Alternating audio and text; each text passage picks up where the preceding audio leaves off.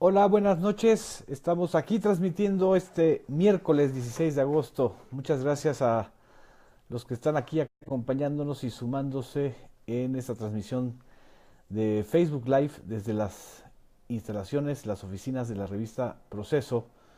Muchas gracias. El día de hoy es un día de muchos inicios de negociaciones o de renegociaciones, sobre todo la del Tratado de Libre Comercio de América del Norte, 24 años después de haberse negociado, de haber iniciado este tratado que para muchos ha sido funesto, sobre todo para los del sector primario, los agricultores mexicanos, que el día de hoy, por cierto, marcharon sobre la Avenida Reforma en la Ciudad de México con la demanda ya muy conocida de sin maíz no hay país.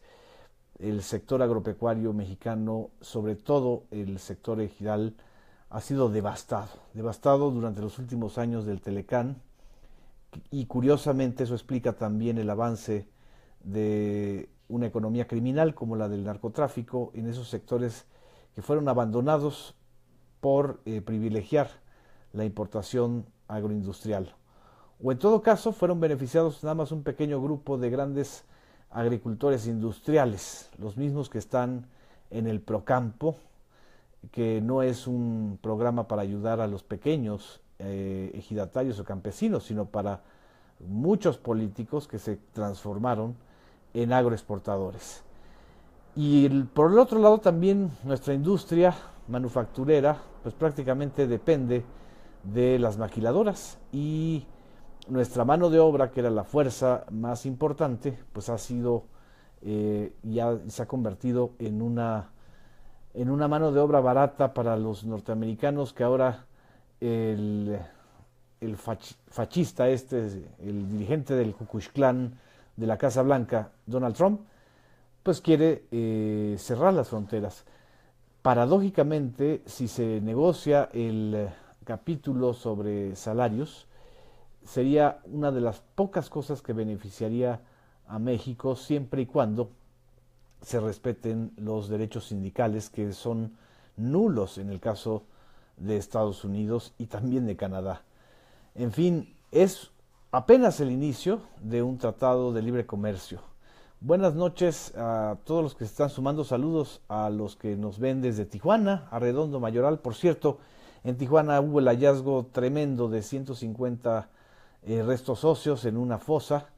¿Cuántos más no habrán en una ciudad que tiene más de 1,400 desaparecidos? A Gerardo Méndez desde el Caribe mexicano, muchas gracias por estar sintonizándonos, por estarse comunicando e interactuando. El Telecán que hoy se negocia también inicia bajo lo que escuchamos hace unas semanas, cuando, bueno, leímos más bien, cuando se dio a conocer la transcripción de aquella llamada del 27 de enero entre el fascista Donald Trump y el tapete Enrique Peña Nieto, perdón, el señor presidente Enrique Peña Nieto. Acordarán ustedes que buena parte de esa conversación era una presión de Donald Trump para incrementar aranceles en la frontera de Estados Unidos y México, que iban del 10 al 35%. La cantó muy clara Donald Trump.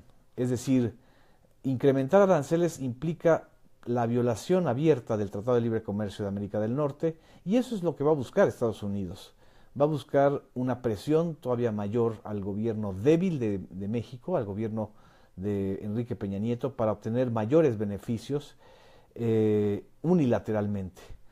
No creo que haya muchas esperanzas de obtener beneficios de este tratado, porque incluso pueden hasta desmantelar o acabar por desmantelar a Pemex.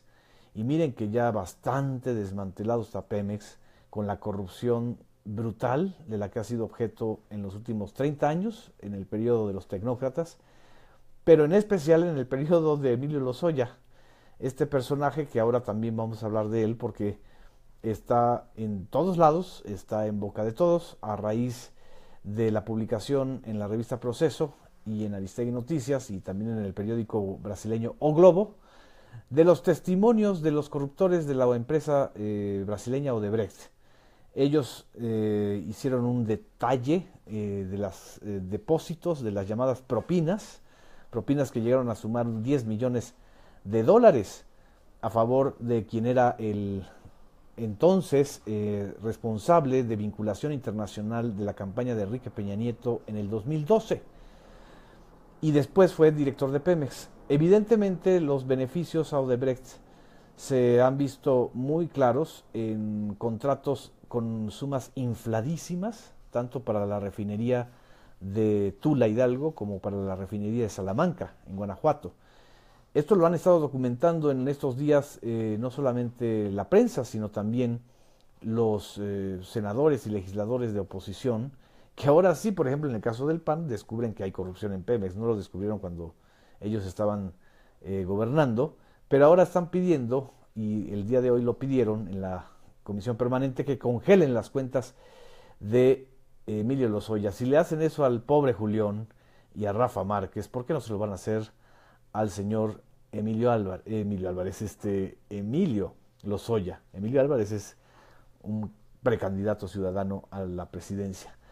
El caso de Emilio Lozoya todavía va a dar para mucho más, porque ahora resulta que el día de mañana, jueves, va a presentarse a la PGR, muy orondo, muy macho, para decir, ahora voy a rendir declaraciones y voy a comprobar que soy completamente inocente. Eso lo ha dicho también su abogado, Javier Cuello, en una ronda de entrevistas que ha hecho en los últimos días, para decir, no para negar, ojo, no está negando la existencia de las cuentas offshores y de la triangulación de fondos, sino para negar que el que hubiera retirado ese dinero haya sido su cliente Emilio Lozoya.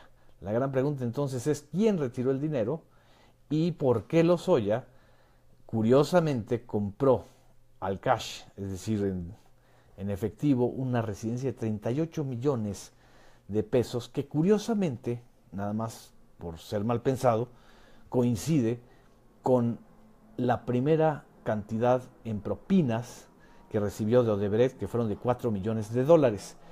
Pero nada más para que ustedes tengan una idea de que esto puede ser una gran farsa, el día de hoy, por ejemplo, el abogado Paulo Díez Gargari, que ya ha sido muy mencionado en las redes sociales y en la prensa también por haber documentado desde el 2014 y sobre todo desde el 2015 la corrupción de OHL y del gobierno del Estado de México y del gobierno de Enrique Peña Nieto.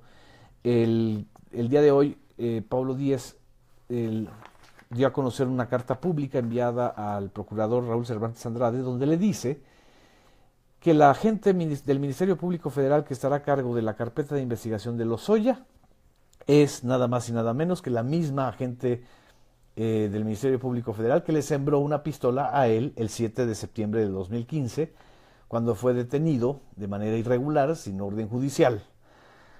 Se llama la Ministerio Público Silvia Natalie García Ocampo, o Natalie García Ocampo.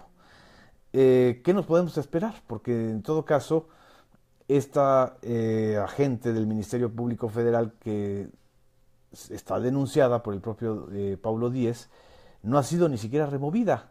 Vamos a ir a una gran mascarada entonces. Ese es el punto más delicado del asunto. Si la PGR quiere dar a tole con el dedo, pues va a recibir palanganas de lodo, sobre todo en este caso tan delicado.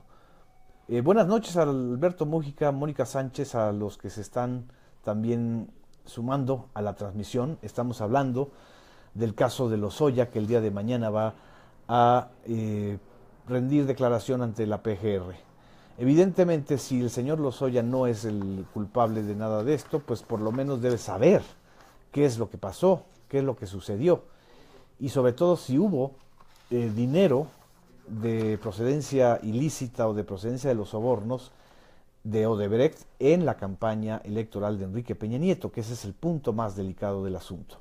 Por eso, el día de hoy también, diputados y senadores del PRD y también legisladores de Morena le han demandado a la Fiscalía Especial para la Atención de Delitos Electorales, la FEPADE, que investigue esta delicadísima pista. Los casos de Odebrecht y de OHL están interconectados. Es muy difícil que la PGR quiera hacerse al tío Lolo y decir que una cosa es una cosa y otra cosa es otra. No. Emilio Lozoya fue líder o presidente o integrante del Consejo de Administración de OHL antes de ser justamente el responsable de la vinculación internacional en la campaña de Peña Nieto, y como director de Pemex también le dio muchos y muchos más jugosos contratos a OHL que a Odebrecht. Ocurrió lo mismo que con Odebrecht, le dieron propinas, como también se ha supuesto o se ha denunciado en los casos de los funcionarios del Estado de México. Este es el tema más delicado de la caja de Pandora que se abre detrás del caso de Odebrecht. Dice Jimmy Vega que es Emilio Lozoya la rata mayor. Sandra del Río dice, algo harán para que este caso quede en el olvido como todo. Me pregunta Genaro, ¿crees que Lozoya lo dejen que se defienda solo? Yo no lo creo. Hay otro ángulo también del caso de Lozoya que tiene que ver con la disputa entre los grupos peñistas por la sucesión presidencial o por la corrupción, que para el caso es lo mismo.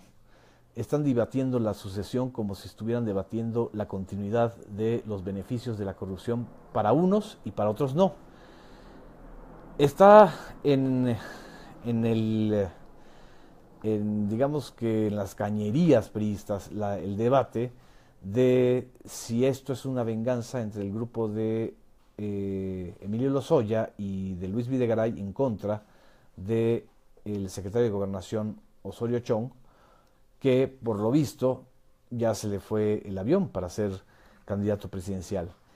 O también está la otra versión, de que el propio Osorio Chong esté soltando mucha de la información que tiene sobre la corrupción al interior del gobierno de Peña Nieto.